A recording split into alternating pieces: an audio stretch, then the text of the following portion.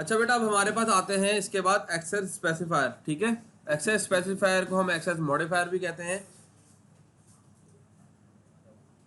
जो हमारे पास access level decide करते हैं कि ये फंक्शन किस जगह तक हम कॉल कर सके। ठीक है, इसका एक्सेस लेवल क्या है। अच्छा जनाब, तो यहाँ पर हमारे पास जो है पब्लिक, प्राइवेट, प्रोटेक्टेड है। अब जो मैं बताने जा रहा हूँ आपको बड़ी इंपॉर्टेंट चीज़ है यहाँ पर पैकेजेस के हवाले से। सही है, यहाँ पर बेटा अब एक चीज़ देखें, ये एक पैकेज है, ये दूसरा पैकेज है। क्लियर। इस एक पैकेज के अंदर तीन क्लासेज हैं। पहली क्लास का नाम है क्लास ए, दूसरी का नाम है बी, तीसरी का नाम है सी। अब यहां पर एक फंक्शन है जो कि पब्लिक है, दूसरा फंक्शन प्रोटेक्टेड है, तीसरा फंक्शन के साथ कुछ भी नहीं लिखा हुआ यानी कि वो डिफॉल्ट है, और चौथा फंक्शन जो है वो हमारे पास प्राइवेट है। डिफॉल्ट का मतलब कुछ भी नहीं लिखा हुआ, जस्ट वॉइड और फंक्शन का नाम। सही है। अब यहां पर लिखा हुआ है child class of class A in same package, यानी कि ए पेरेंट क्लास है और बी चाइल्ड क्लास है। किसकी? ए की। सही है। अब यहां पर क्या लिखा हुआ है कि चाइल्ड क्लास जो है वो पब्लिक फील्ड को एक्सेस कर सकती है। सही है। प्रोटेक्टेड को भी एक्सेस कर सकता है, जो प्रोटेक्टेड वाला फंक्शन होगा उसको भी एक्सेस कर लेगा, डिफॉल्ट वाले को भी एक्सेस कर लेगा, लेकिन प्राइवेट वाले को एक्सेस नहीं कर सकता, भले उसका चाइल्ड ही क्यों ना हो। क्लियर। अब आ जाओ नीचे, सी एक और क्लास है लेकिन वो चाइल्ड नहीं है, वो एक इंडिविजुअल क्लास है लेकिन सेम पैकेज के अंदर है। ये भी पब्लिक को भी एक्सेस कर सकती है, प्रोटेक्टेड को भी एक्सेस कर सकती है, और डिफॉल्ट को भी एक्सेस कर सकती है, लेकिन प्राइवेट को एक्सेस नहीं कर सकती। अब हमारे पास सिनेरियो ये कि एक और पैकेज है जो कि पैकेज 2 के नाम से है। इसके अंदर भी दो क्लासेस बनी हुई, एक क्लास डी और एक क्लास ई। क्लास डी जो है क्लास इन अनदर पैकेज, एक जनरल एक नॉर्मल क्लास बनी हुई है जो कि किसी के चाइल्ड वाइल्ड नहीं है, और वो एक दूसरे पैकेज में बनी हुई है। वो सिर्फ पैकेज 1 के अंदर के एक प्राइवेट फंक्शन है, सिर्फ और सिर्फ प्राइवेट वाले फंक्शन को एक्सेस कर सकती है, ना डिफॉल्ट को कर सकती है, ना प्रोटेक्टेड को, ना प्राइवेट को। क्लियर। एक और फंक्शन है दूसरे पैकेज के अंदर जिसका नाम है क्लास ई, जो कि क्लास ए का चाइल्ड है। देखो, एक तो चाइल्ड पैकेज के अंदर ही था, अब ये चाइल्ड पैकेज के बाहर है, तो जो पैकेज के बाहर वाला चाइल्ड है वो पब्लिक को, प्रोटेक्टेड को एक्सेस कर सकता है, डिफॉल्ट को एक्सेस नहीं कर सकता। बताने का मकसद यहां पर यह है कि अगर चाइल्ड पैकेज के अंदर है तो तब तो डिफॉल्ट हम एक्सेस कर सकते हैं, लेकिन अगर वो पैकेज के बाहर है तो डिफॉल्ट वाला एक्सेस नहीं हो सकता, क्योंकि मैंने आपको पहले ही बताया था डिफॉल्ट का दायरा सिर्फ पैकेज के अंदर ही है, जबकि प्रोटेक्टेड का उसके बाहर भी है। सही है। लेकिन एक ऐसी क्लास जो कि चाइल्ड नहीं है और प्रोटेक्टेड है, ऐसा फंक्शन जो प्रोटेक्टेड है, तो ऐसी क्लास को एक्सेस नहीं कर सकती जो कि एकदम खुली क्लास हो, जिसका ना कोई चाइल्ड हो ना कोई पेरेंट हो उस क्लास से रिलेटेड। सही है। क्लियर। तो ये एक आसान सी एग्जांपल है इन तीनों चारों एक्सेस मॉडिफायर्स को समझने के लिए। अब इसके अंदर किसी को कोई कंफ्यूजन है तो मुझे बता दे। बहुत ही जबरदस्त किस्म की एक तस्वीर है जिसके अंदर हर चीज क्लियर हो रही है। क्लियर। अच्छा, आगे चलते हैं हम। तो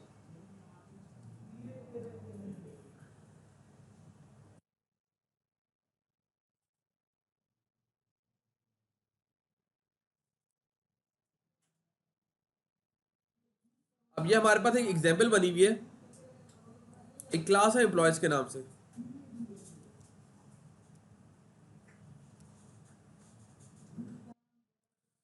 हम यहां पर जाते हैं सेशन 7 पे, राइट क्लिक करके न्यू क्लास बनाते हैं एम्प्लॉयज के नाम से, और इस क्लास के अंदर दो वेरिएबल डिक्लेयर कर रहे हैं हम, बल्कि चार चार वेरिएबल डिक्लेयर कर रहे हैं। कहीं पे अगर मैं गलती करने लगूं तो मुझे बता दिएगा।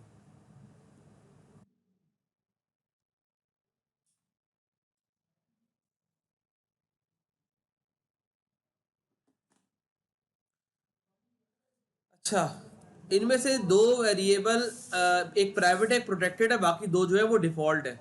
सही है। नीचे आ जाए, क्योंकि अब हम जावा डॉक पढ़ चुके हैं तो मैं ये यहाँ पर बनाता हूँ। आप समझ में आ रहा है इस कोड का क्या मतलब होगा?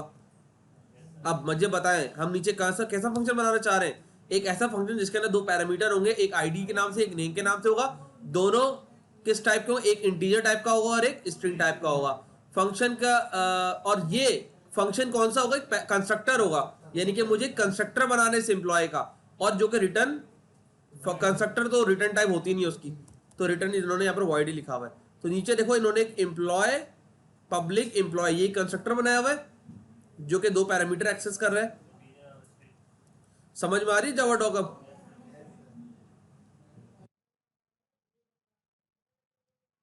देखो बेटा, जब भी बंदा इस कंस्ट्रक्टर को कॉल करेगा उसके आगे दो वेरिएबल्स की वैल्यू देगा, और ये दोनों वेरिएबल्स की वैल्यू इन दोनों डिफॉल्ट के अंदर आकर असाइन हो जाएंगी। सही है। यानी कि हमें ऑब्जेक्ट बनाकर इन दोनों को एक्सेस करने की जरूरत नहीं पड़ेगी, क्योंकि इधर पब्लिक हो गया तो ये पब्लिकली एक्सेस कर लेगा।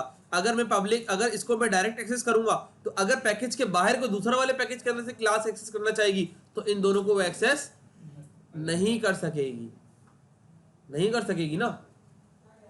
ऐसा ही है। देखो बेटा, मैं यहाँ पर राइट क्लिक करता हूँ, एक न्यू पैकेज बनाता हूँ, बना दी न्यू पैकेज, इसके अंदर मैं एक न्यू क्लास बनाता हूँ।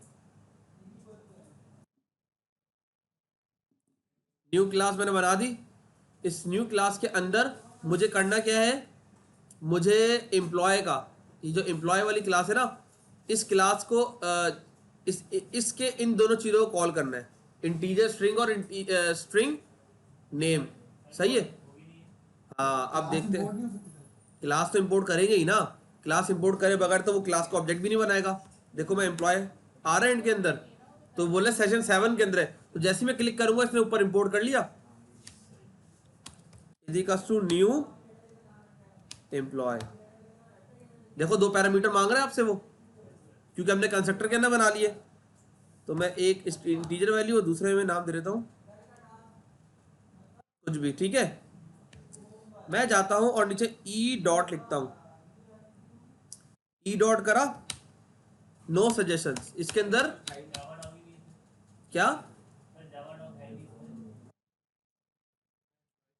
बल्कि एक काम करता हूं, मैं यहां पर एक फंक्शन बना दूं पब्लिक स्टैटिक वॉइड मेन, और इसके अंदर ये बना दूं ताकि मैं इसकी चीजों को भी एक्सेस कर सकूं, क्योंकि ऑब्जेक्ट तो फंक्शन के अंदर चीजों को एक्सेस कर रहा होता है ना। ठीक है, मैं करता हूं ई डॉट, तो वो दोनों फील्ड्स हमारे पास शो नहीं हो रही, प्राइवेट नहीं है, डिफॉल्ट है। और ये तो प्राइवेट प्रोटेक्टेड, ये तो हो ही नहीं सकती सिरे से, ये तो पता ही है ना, डिफॉल्ट वाला बता रहा हूं। लेकिन मैं इधर आता हूं सर्कल के अंदर, मैं इसी क्लास को यहां से कट करता हूं, और सर्कल जो इसी क्लास का, ये देखो इसके साथ ही एक ही पैकेज के अंदर एक और क्लास बनी हुई है, मैं यहां पर आकर इसको यहां पर एक्सेस करने की कोशिश करता हूं, तो देखो सब आ गया। किसी के अंदर चाबी बना दी तो ये प्रोटेक्टेड वाली है, ये डिफॉल्ट है, ये डिफॉल्ट है, प्राइवेट नहीं आ सकती क्योंकि प्राइवेट तो क्लास से बाहर नहीं आ सकती। क्या केडी बात समझ नहीं आई?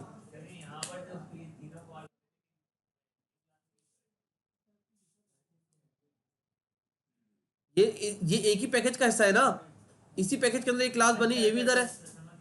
क्लियर? हर चीज को बड़ा मैं जो डिटेल में समझा रहा हूं ताकि जो है ना आपकी बात दिमाग के अंदर बैठ जाए। ठीक है, मैं इसको डिलीट कर देता हूं यहां से, और अब मैं वहीं पर आ जाता हूं जहां पर मैं था। मैंने यहाँ पर कंस्ट्रक्टर बना लिया था। अब मैं मजीद आगे आता हूं और यहां पर मैं आता हूं और एक मेथड हम बना रहे हैं। अब मुझे बताएं इस ये मेथड किस तरह का होगा, रिटर्न टाइप क्या होगी इसकी, और ये इस function value of S S N, यानी कि हमारे पास ये एक फंक्शन बनेगा एस एस एन के नाम से। तो हमने यहां पर एक फंक्शन बना दिया,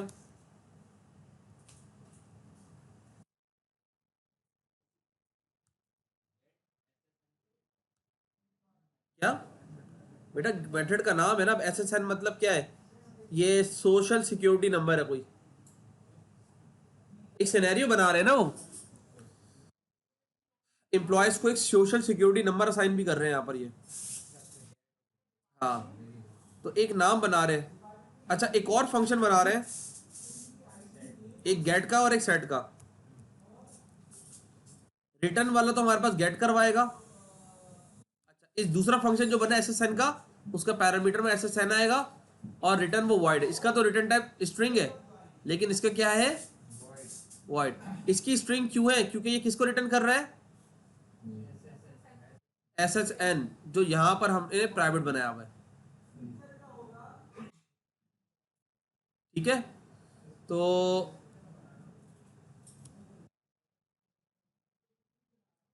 अब हम एक और बना लेते हैं।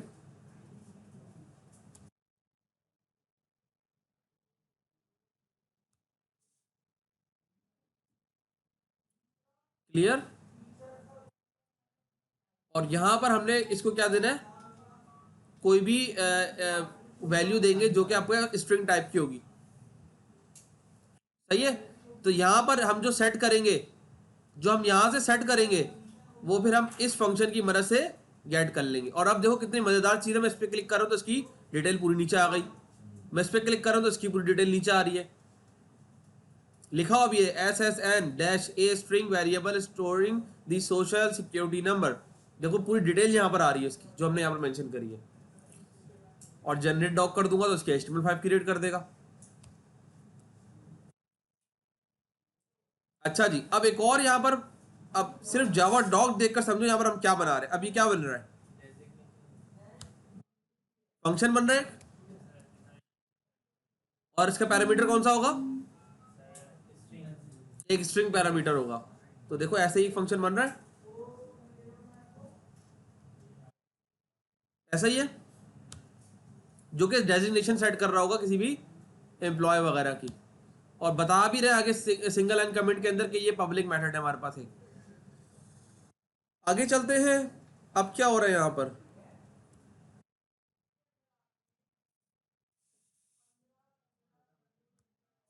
जो जो डिटेल्स आपने ऊपर इन फंक्शंस की मदद से ले ली, उसको आपने शो करवाना है एक डिटेल्स का फंक्शन बनाकर। तो आपने डिटेल्स का फंक्शन बनाया, और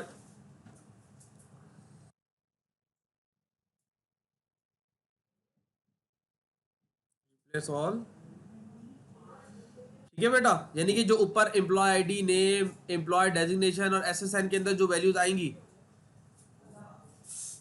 यहां से तो हम एम्प्लॉय डेजिग्नेशन में तो हम यहां से वैल्यू साइन कर रहे हैं ना सेट डेजिग्नेशन से, और एसएसएन के अंदर सेट एसएसएन से कर रहे हैं। क्योंकि हमारे पास एसएसएन प्राइवेट है, तो इसको गेट करने के लिए भी हमें गेट का फंक्शन बनाना जरूरी है। क्योंकि प्राइवेट को तो हम डायरेक्टली एक्सेस कर ही नहीं सकते, क्योंकि सिर्फ क्लास के अंदर होती है। लेकिन प्रोटेक्टेड को हम डायरेक्टली एक्सेस कर सकते हैं, क्योंकि प्रोटेक्टेड हमारे पास क्लास के अंदर तो एक्सेस हो सकती है ना, चाइल्ड के अंदर भी हो सकती है। इसलिए यहां पर हमने इसको गेट का फंक्शन नहीं बनाया। किसके लिए, गेट डेजिग्नेशन के लिए। हमने खाली सेट डेजिग्नेशन का बनाया, क्योंकि गेट तो ऑलरेडी मैं जब इस फंक्शन को असाइन करूंगा तो वो हमें शो कर ही देगा इसकी वैल्यू को। सही है बेटा। अब आगे चलते हैं हम, और अब हमारे पास एक फंक्शन है मेन।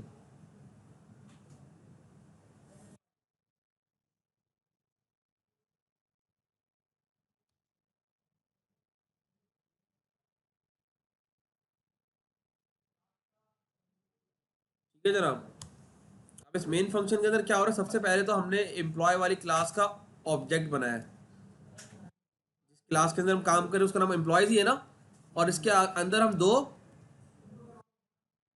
वैल्यू दे रहे हैं। ये दोनों किस में जाकर सेव होगी, आईडी, एम्प्लॉय आईडी और एम्प्लॉय नेम है, जो कि दोनों डिफॉल्ट टाइप की थी।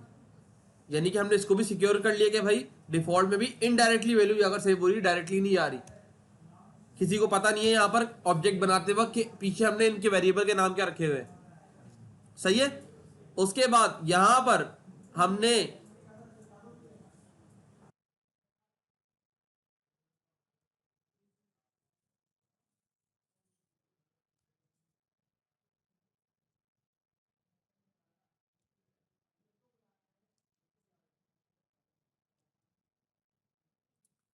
एम्प्लॉय डेजिग्नेशन और डॉट एसएसएन को असाइन कर लिया, मुझे बताओ मैंने यहाँ पर गेट वाला यूज क्यों नहीं करा, सॉरी सेट एसएसएन यूज क्यों नहीं करा, ये वाला फंक्शन क्यों नहीं यूज करा?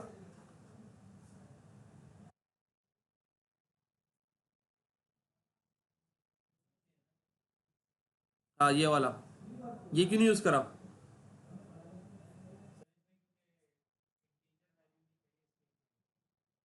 बहुत ही बेवकूफी वाली बात करी आपने माशाल्लाह से। एसएसएन की डेटा टाइप हमने ऊपर क्या रखी है, प्राइवेट है, तो क्लास के अंदर ही ऑब्जेक्ट बना रहे ना, तो जरूरत ही नहीं है हमें उस गेट वाले फंक्शन को यूज करने की, सेट गेट वाले सेट करने की, डायरेक्टली भी हो सकता है ना क्लास के अंदर। तो अगर मैं ये मेन फंक्शन की बाहर कॉल कर रहा होता किसी दूसरी क्लास में, तो फिर मैं गेट वाले को यूज करता। आ रही बात समझ में? मिसाल के तौर पर मैं इसको यहाँ से कॉपी करता हूँ और इस सर्कल के अंदर आकर जाकर इसको सेम इस कोड को बनाता हूँ। अब देखो यहाँ पर एरर आ गया, क्योंकि मैं यहाँ पर डायरेक्टली अब एसएसएन से असाइन नहीं कर सकता, मुझे यहाँ पर सेट एसएसएन करना पड़ेगा और इसके अंदर ये वैल्यू असाइन करनी पड़ेगी पूरी।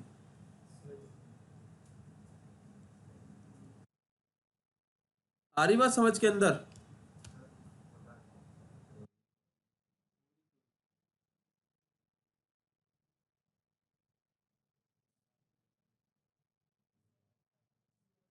तो खैर यहां से एरर चला गया।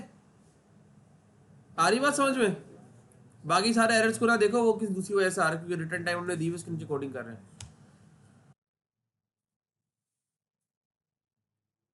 कहां पर कंफ्यूजन है, किस जगह पे? हाँ शारिक, क्लियर है? पक्की बात है हमजा? कहाँ क्लियर, कहाँ कंफ्यूजन हो रही है? बताओ ना किस जगह पे।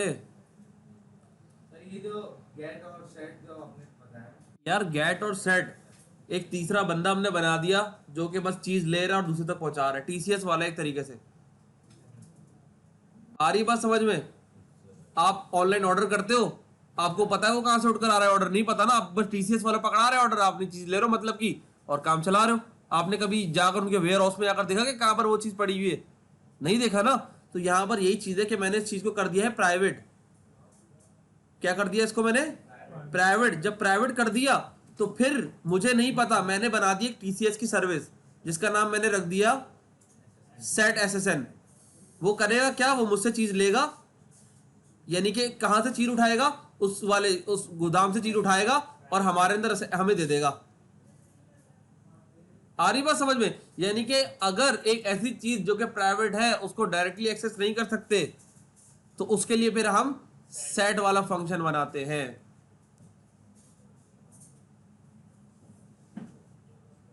सेट करते हैं, सेट की मदद से इनडायरेक्टली वही काम हो रहा है कि हमारे पास वैल्यू कहां जाकर सेट हो रही है, उसी वेरिएबल के अंदर जो प्राइवेट बनाया हुआ है हमने ऊपर।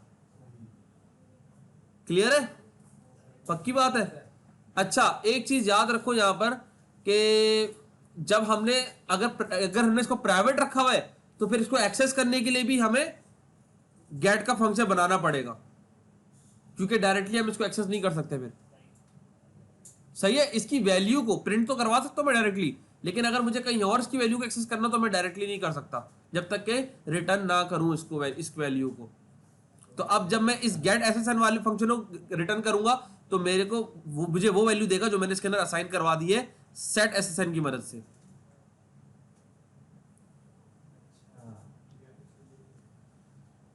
सेट में वैल्यू असाइन हो रही है उसके अंदर, और गेट में वो वैल्यू लेकर आ रहा है। बिल्कुल, जहां उसने प्राइवेट के अंदर असाइन करवा दी ना, वहीं से वैल्यू उठाकर ला रहा है वो। और एसएसएन के अंदर वैल्यू जो आ रही है वो सेट से आ रही है। हाँ सेट से आ रही है। सेट वाला हम तब यूज करते हैं जब क्लास के बाहर हम उसका ऑब्जेक्ट बनाकर उसको कॉल कर रहे होंगे। अच्छा, और एंड में हमने डिस्प्ले करवा दिया, तो हमारे पास ये चारों वैल्यूज हमारे पास प्रिंट हो गई। लेकिन इनमें से ये चारों चीजें हमने एक तरह से सिक्योर बनाई हैं। आ रही बात समझ में? मुझे इन चारों में से अगर अभी तो मैंने इसी क्लास के अंदर ऑब्जेक्ट बनाया है, लेकिन अगर मैं किसी दूसरी क्लास में ऑब्जेक्ट बनाता तो मुझे इन दोनों का भी वेरिएबल का नहीं पता होता। मिसाल के तौर पे मैं इसको यहां से करता हूं कॉपी, और ये कैलकुलेटर वाली क्लास के अंदर मैंने मेन फंक्शन बनाया था ना, इसके अंदर मैं आकर यहां कर देता हूं इसको पेस्ट, ठीक है। SSN में एरर आ गया तो मैं जल्दी से क्या करूंगा, यहाँ पर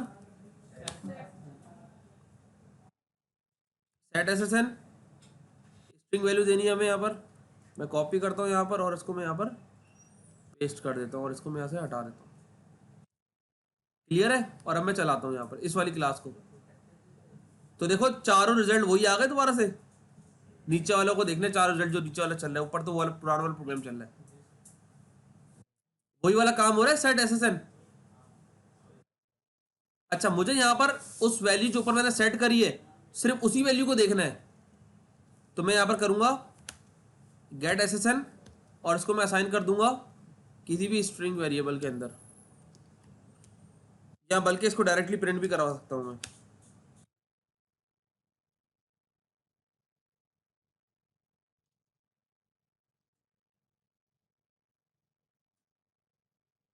आ रही बात समझ में? मैंने सिर्फ इसकी वैल्यू गेट कर लिया। ऊपर वाला क्यों नहीं चला? कौन सा ऊपर वाला?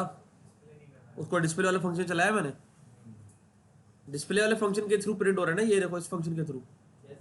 तो मैंने इसको जब कॉल नहीं करूंगा तो चलेगा नहीं। फंक्शन का काम यही तो है, जिस चीज को चाह रहा हूं सिर्फ वही चीज चलेगी। घर में अलग अलग कमरे क्यों बनाए हुए होते हैं? सब पूरे मोहल्ले पूरा हॉल बना लो, उसमें रहो सारे। हाँ हाँ, तो फिर वही मसला है ना। तो यहाँ जब हो रहा है तो फिर क्यों प्रॉब्लम हो रही है? अपने लिए सही है, इधर मसला हो रहा है, तुम्हें बड़ा अलग अलग बनाने जा रहे हो। तुम्हें भी शादी करके थी हॉल में लिटा देंगे सबके साथ, फिर पता चल जाएगा कि सर ने क्यों अलग अलग बनाया था, फिर ये याद करना सर आप सही कह रहे थे। क्लियर है?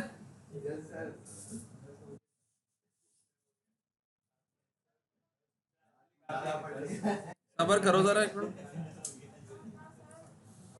चलो ठीक है, अब ये मेथड ओवरलोडिंग जो नेक्स्ट क्लास में कंटिन्यू करेंगे, ठीक है।